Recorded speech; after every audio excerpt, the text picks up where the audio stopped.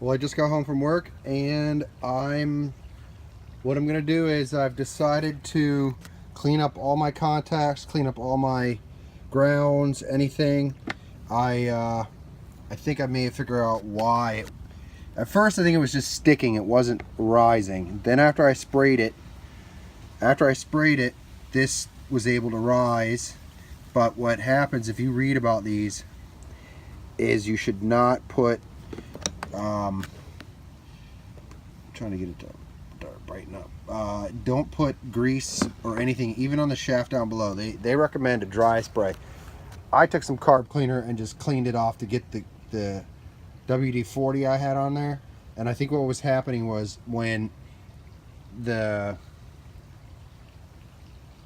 gear was engaging, it's supposed to bottom out on that cup link at the top, or spacer, whatever you want to call it, and it was lubricated, and it looks like to me is the screw that goes to the bottom underneath this gear flies up, pinches this gear in between the head here, and gives it just enough tension to kick the motor over. But I had sprayed WD-40 on it, so when it was going up, when it was hitting this spacer here, it would just spin on the spacer. It wasn't gripping, and it was just spinning probably on the nut underneath. But I'm hoping that's the problem, plus the broken ground screw.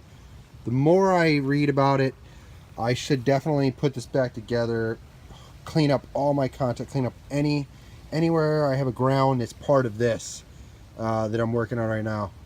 I probably won't put the gearbox or the air intake box back on right now. I'm not even sure if I'll put it back on. I'm going to see how loud it is without it. If it's a lot louder, then I'll put it back on.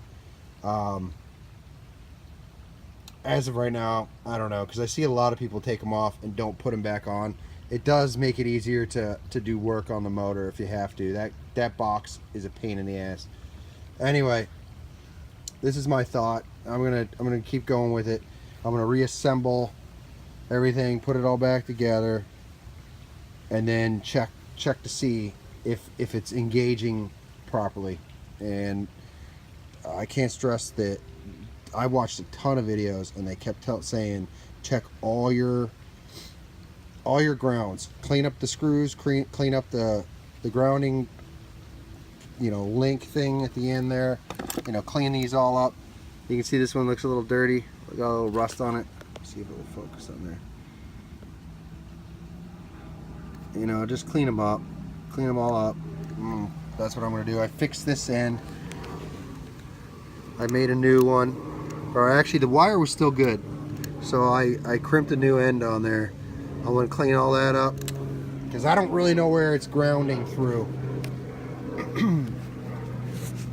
If I can get in there, you can see down here, that's where the ground wire was coming from. It's got paint, so I don't know what's grounding on. And this cowling, I don't know if it's cast aluminum or if it's cast, pot metal. I don't know what it's made out of, but to me it sounds like aluminum. So I don't know how you're grounding to that, but I could be wrong.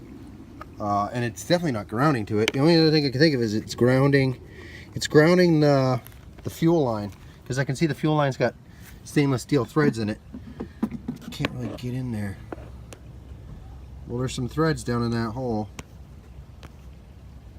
You can kind of see them right there. So it's grounding to those threads. So it must be grounding the fuel line, which is probably a good thing. So anyway, I'm going to get back to it. Thanks for watching.